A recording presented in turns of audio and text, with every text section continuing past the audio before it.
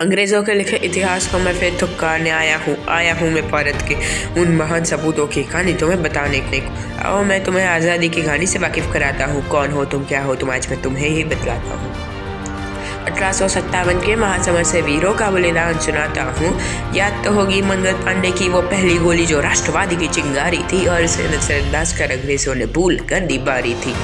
फिर 1857 की क्रांति ने चिंगारी को आग बना दिया और आज़ादी हमें तभी मिल जानी थी, लेकिन अनेकता के कारण हमें हर बार मुंह की खानी थी।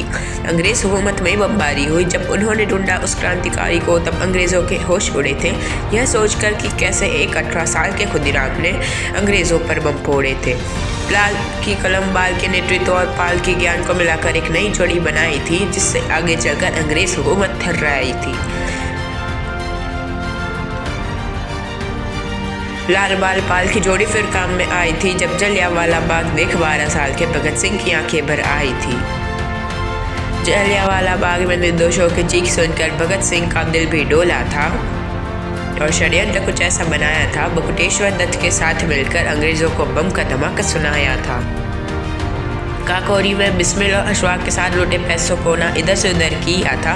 कैसा ये ज़माना है जो चंद्रशेखर को आज भूल गया, जो अपने अभिभावक से पहले देश के लिए फांसी पर था झूल गया। यह सोचकर दिल हर्षाता है कि इस गुलाम देश में एक आज़ाद था जिसने आज़ादी शहादत पाई थी। खुद को गोली मार दी लेकिन अंग्रेज़ों के सामने गर्दन कभी न अपनी झुकाई थी। राजगुरु सुखदेव भगत सिंह तीनों ने मिलकर सौंदर्य को भगा भगा कर मारा था। वही राजगुरु है जिसने केवल अपनी शक्ति मापने के लिए अपनी छाती को फाड़ा था।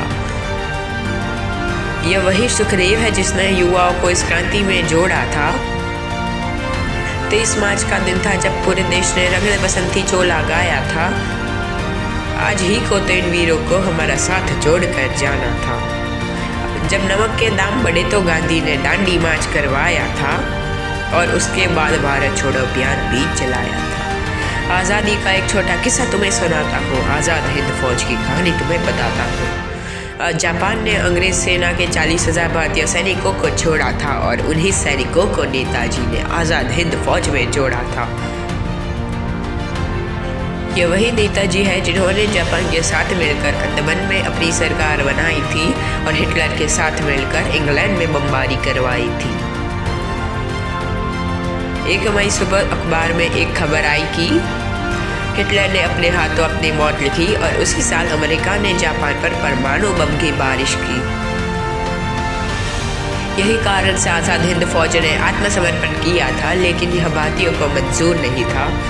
फिर देश भर में क्रांति का माहौल छाया था। पाकिस्तान के साथ विभाजन भी हुआ था। इन सब के बावजूद भी भारत उभर निखर कर आया था।